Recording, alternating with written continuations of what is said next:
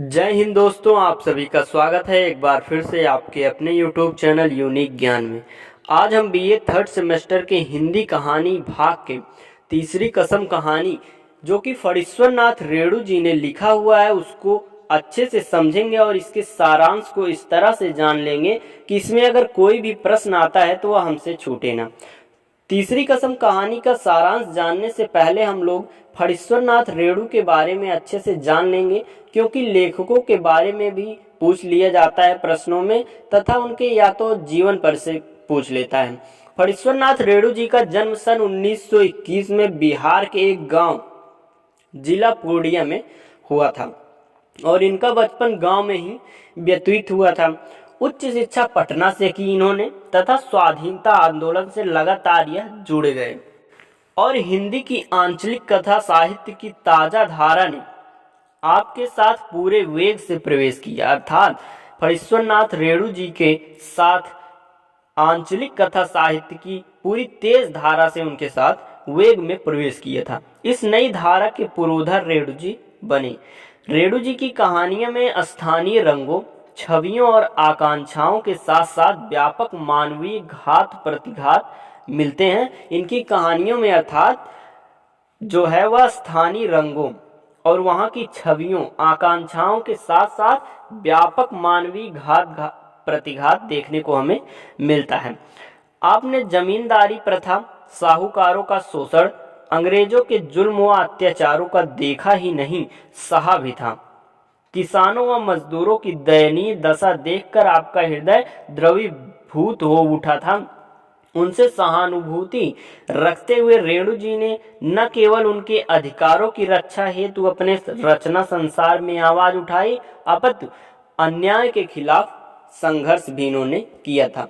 क्योंकि यह स्वाधीनता के आंदोलन से जुड़े हुए थे तो इन्होंने अंग्रेजों की जो क्रूरता थी और जो किसानों पर अत्याचार थे वह उन्होंने अपनी आंखों से देखा हुआ था, तो वह उनकी दर्द को समझते हैं और उस दर्द को व्यक्त करने के लिए अपनी काव्य में, अपनी रचना में यह प्रदर्शित करते हैं कि लोगों तक उनकी आवाज पहुंच सके। उनकी रक्षा हेतु रचना संसार में आवाज उठाई जिससे उन तक आवाज पहुंच सके। तथा 1977 की इमरजेंसी में अर्थात 1977 की इमरजेंसी में जेपी के आंदोलन से जुड़े जब लेखकों और पत्रकारों की आवाज को दबाया जाने लगा तो अभिव्यक्ति की आजादी के लिए ऐसे लेखकों, पत्रकारों का नेतृत्व करते हुए मुंह पर पट्टी बांधकर अपना क्षोभ प्रकट किया। जब पत्रकारों और लेखकों का आवाज दबाया जाने लगा था 1977 की इमरजेंसी में, तो इन्होंने सभी लेखकों और पत्रकारों का नेतृत्व करते हुए अपनी मुंह पर पट्टी बांधकर पूरा क्षोभ प्रकट किया। और ओजस्वी व्यक्तित्व के धनी रेणु जी विशुद्ध ग्रामीण मिट्टी की खाद थे। उन्होंने अपने ग्रामीण के इतने तरल हिस्सों तक आवाज उठाई थी। संघर्षशील रहते हुए आपका देहांत 1977 में हुआ था। अर्थात फणीश्वर नाथ रेणु जी का जो देहांत है वह 1977 में हुआ था। अब हम जानेंगे इनकी प्रसिद्ध कृतियों के बारे में जो कि प्रश्न पूछा जा सकता है। कृतियां इनकी हैं। उपन्यास इन्होंने लिखा है मैला आंचल, जो कि बहुत ही ज्यादा प्रसिद्ध उपन्यास है। मैला आंचल, परती परिकथा और जुलूस। और इनकी कहानी संग्रह में है ठुमरी, रसप्रिया, पंचलेट, तीसरी कसम। यह सब इनकी प्रसिद्ध कहानी है और उन्हीं में से तीसरी कसम कहानी जो कि बहुत प्रसिद्ध है आपके सिलेबस में लगी हुई है। तो अब हम जानेंगे तीसरी कहानी का सारांश। कहानी जो तीसरी कसम है में हीरामन प्रायः 20 साल से गाड़ी हाँकता है। इनका एक पात्र है तीसरी कसम कहानी का, वह हीरामन नाम है और वह 20 साल से गाड़ी हाँकता है अर्थात बैलगाड़ी चलाता है। वह संभवतः सीमा के उस पार सिरंगराज नेपाल से तस्करी ढोना रहता है। उसे जो है सिरंगराज नेपाल से तस्करी ढोना रहता है। यह कहते हुए उसके दिल में थकान हो गई। इस बार तराइश में उसकी गाड़ी पकड़ी गई थी। जब वह बड़ी गद्दी के नीचे मुनीम जी को कपड़े की गांठों के साथ ले जा रहा था, उस समय उसने अपने बैलों के साथ अंधेरों में भागकर अपनी जान बचाई थी। जब वह मुनीम जी को अपने बैलगाड़ी में कपड़ों के गट्ठर के मध्य छुपा कर ले जा रहा था, तो वहां पर पुलिस ने पकड़ लिया था। और उनकी तेज बत्ती इतनी तेज थी कि अगर आंखों पे पड़ जाए तो कुछ देर के लिए आंख उसकी आदमी की चकाचौंध हो जाए। वह सामने देखे तो उसे कुछ दिखाई भी नहीं पड़ता। अचानक से जब वह चलता है तो उसी पुलिस की टार्च उसकी आंखों पर पड़ती है और डंडा फेरते हुए पुलिस कहता है कि हे रुको रुको हे, और वह रुक जाता है। रुकते ही पुलिस की निगाह मुनीम पर पड़ती है, जिसकी तलाश पुलिस को बहुत ही वर्षों से थी। और यह प्राप्त करते ही, जब वह मुनीम को प्राप्त करते हैं तो फिर चारों तरफ से बैलगाड़ी का घेराव किया जाता है और हीरामन जो है वह फंस जाता है। तो हीरामन जब फंस जाता है फिर मुनीम से बातें चलने लगती हैं। मुनीम और पुलिस की बातें सुनकर ऐसा लगता है कि पुलिस बहुत दिनों से मुनीम की ताक में था, क्योंकि जब मुनीम गाड़ी पर ही बैठा था तो 5,000 रुपए की डिमांड करता है और 5,000 रुपए देने को तैयार हो जाता है कि आप मुझे छोड़ दीजिए लेकिन 5,000 रुपए ले लीजिए।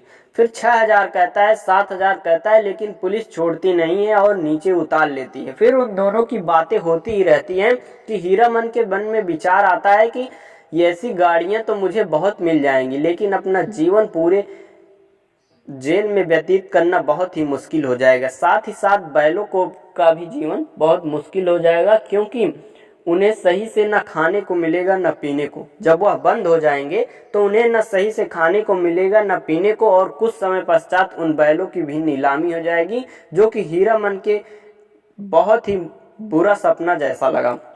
वह अपने बैलों को धीरे से छोड़ता है और पूरी गाड़ी को वहीं छोड़कर भाग जाता है अपने दोनों बैलों के साथ। रात की घनी अंधेरे में वह जंगलों में से अपने बैलों को लेकर भाग जाता है और सुबह जब बैठता है घर पर जाकर और एक पहली कसम यही खाता है कि वह कभी भी 2 नंबर का माल अपनी गाड़ी पर नहीं ढोएगा। उसकी यह पहली कसम थी। और कहानी का क्या नाम है? तीसरी कसम। तो आपने यह पहली कसम सुनी। अब हम आगे बताएंगे कि वह एक बार उसने 100 रुपए लेकर सर्कस कंपनी में बाघ ढोए थे, किंतु आज हीरामन एक स्त्री को ले जा रहा था और उसका नाम हीराबाई था। वह पहले मथुरा मोहन नौटंकी में काम करती थी, किंतु उसे छोड़कर वह रीता नौटंकी में काम करने के लिए फारबिसगंज जा रही थी। हीराबाई, जो कि कंपनी जगत में उस समय बहुत ही ज्यादा विख्यात थी, और उसे वह पता भी नहीं था हीरामन, क्योंकि उसे जानता भी नहीं था। बस उसे पता था कि वह एक स्त्री को ले जा रहा है फारबिसगंज। हीरामन हीराबाई को देखकर मन ही मन खुश होता है। वह हीराबाई से बातें करता है। हीराबाई का चालाक नारी की भांति उसको बढ़ावा देती रहती है। वह एक चालाक नारी की भांति बात करने के लिए उसे बढ़ावा देती रहती है और हीराबाई के प्रति अपने मन को विचित्र लगाव पैदा हो जाता है। हीरामन जो है हीराबाई के प्रति उसका एक विचित्र लगाव पैदा हो जाता है। वह नहीं चाहता है कि अन्य कोई व्यक्ति हीराबाई को देखे अथवा हीराबाई से उसको बात करते समय उसको कोई देखे। हीरामन कई बार फारबिसगंज आया है, परंतु हीराबाई के कारण राह चलते हुए हीरामन ने किसी दूसरे गाड़ीवान गलत बात दिया है। मतलब जब वह जा रहा था तो गाड़ीवान जो है उन्हें गलत बता दिया है कि मैं वहां नहीं जा रहा हूं, कहीं और जा रहा हूं और इसमें कोई नारी नहीं है। वह सब गाड़ीवानों को बताता है कि वह छत्तापुर पचीरा जा रहा है, और दूसरी बार दूसरे गाड़ीवान से कह दिया कि वह कुड़मा गांव जा रहा है, क्योंकि वह जो दूसरा वाला गाड़ीवान था वह खुद ही छत्तापुर पचीरा का था, इसलिए वह छत्तापुर पचीरा नहीं कह सकता था।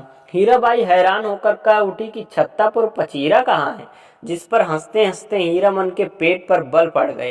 हीरामन के तगच्छिया के पास पहुंचने पर पर्दे वाली गाड़ी को देखकर बच्चे तालियां बजाकर गा उठे, लाली लाली डोलिया में लाली रे दुल्हनिया। हीरामन भी स्वप्नों में दुल्हन को लेकर लौटा है, ऐसा उसे प्रतीत होता है कई बार। और इस बार सगच्छिया गांव की ही नहीं थी, किसी दूसरे गांव की स्मृति भी उसकी नस नस में समा रही थी।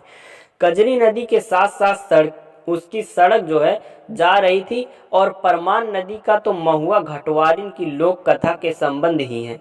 हीराबाई को कथा सुनने की रुचि को पूरा करने के लिए हीरामन को लीक छोड़कर ननकपुर के रास्ते पर जाना पड़ा था।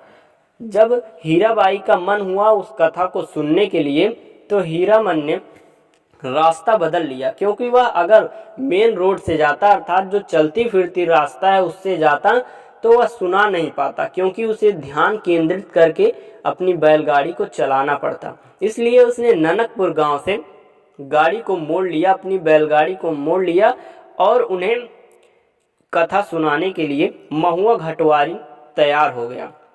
वह महुआ घटवारिन की कथा बहुत ही अच्छे से हीराबाई को सुनाता है कि हीरा जो महुआ घटवारिन है वह एक लड़की है छोटी सी, जिसकी माँ की मृत्यु हो गई रहती है और उस पर बहुत ही ज़्यादा जुल्म हुआ रहता है। अचानक उसके मन में एक दिन ऐसा ख्याल आता है कि वह भाग जाए।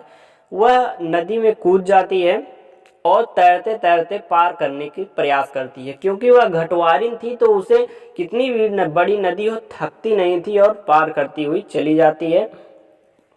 ये थी महुआ घटवारिन की कहानी, जिसको हीरामन ने कहानी में एक काव्य के रूप में भी सुनाया था कि कैसे हीरामन जो वह महुआ घटवारिन है अपने माँ को दोषी ठहराती है कि क्यों मुझे छोड़कर इस दुनिया में चली गई, मुझे भी साथ ले चलती तो मुझे यह जुल्म नहीं सहना पड़ता। जब वह कहानी सुना देता है तो उसके हीराबाई के मन में यह होता है कि गाना भी एक हमें आप गीत प्रस्तुत करें, अर्थात एक गीत सुनाएं। वैसे भी हीराबाई से बात कर कर हीरामन का बहुत ही मन मचल उठा था। वह बहुत ही खुश था और खुशी के मारे एक से एक गाने सुनाता रहता था। तो वह कभी गुनगुनाता कि सजन रे झूठ मत बोलो, खुदा के पास जाना है, नहीं हाथी नहीं घोड़ा नहीं गाड़ी, वहाँ पैदल ही जाना है, सजन रे झूठ मत बोलो। यही सब गाने वह गुनगुनाता रहता था। उसका मन एकदम बहुत ही ज़्यादा प्रसन्नचित्त हो जाता था।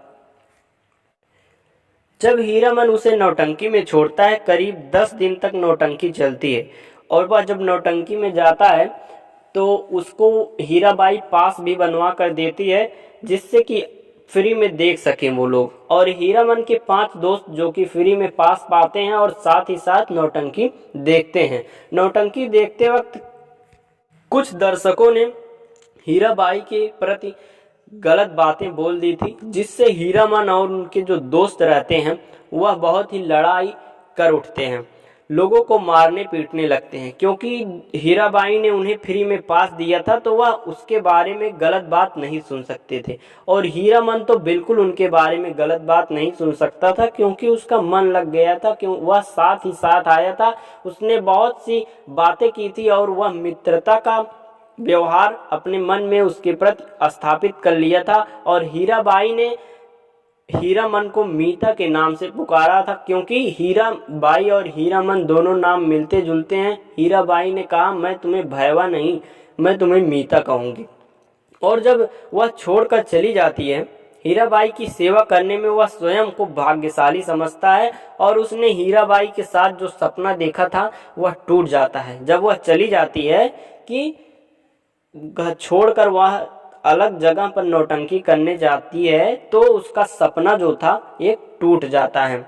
जब उसे पता चलता है कि हीराबाई उसको केवल दया का पात्र समझती है। आते जाते वक्त जब हीराबाई ने हीरामन को पैसे देने के लिए हाथ बढ़ाया, तो हीरामन को पता चल जाता है कि वो हीराबाई जो है उसको केवल दया पात्र समझती है, क्योंकि वह बहुत ही गरीब था और तांगा चलाता था, बैलगाड़ी चलाता था। इसलिए उसने दूसरी कसम यह खाई थी कि वह कभी बांस नहीं ला देगा। और जब हीराबाई चली जाती है और इस शोक में हीरामन तीसरी कसम खाता है कि वह कंपनी की औरत को अपनी सवारी कभी नहीं बनाएगा। 2 कस्में एक अन्य घटना के संदर्भ में पहले खा चुका था, जो कि आपको हमने बताया। पहली कसम यह थी कि वह 2 नंबर का सामान कभी भी अपने गाड़ी पर नहीं लादेगा, और दूसरी कसम यह थी कि वह कभी भी बांस नहीं लादेगा अपनी गाड़ी पर। और तीसरी कसम इस हीराबाई के जाने के बाद वह खाता है कि वह अपनी सवारी कभी भी कंपनी की औरत को नहीं बनाएगा, वह चोर बाजारी का माल कभी नहीं ला देगा, तथा बांस की लदान किसी भाव नहीं करेगा, चाहे जितना रुपया आप दे दीजिए। उसने कसम खाई हुई थी कि बांस नहीं ला देगा, कितनी भी मजदूरी क्यों न दे दें आप। यह थी पूरी तीसरी कसम कहानी, जिसको आपको हमने बहुत ही संक्षेप में बताया। आशा करते हैं कि आपको यह कहानी बहुत ही अच्छे से समझ में आ गई होगी। हो सकता है आपको एक बार सुनने में ना आई हो तो आप पूरी कहानी फिर से सुन सकते हैं, थोड़ा स्पीड बढ़ा कर भी सुन सकते हैं, आपको समझ में आ जाएगी। और चैनल सब्सक्राइब करिए जिससे आपको आगे भी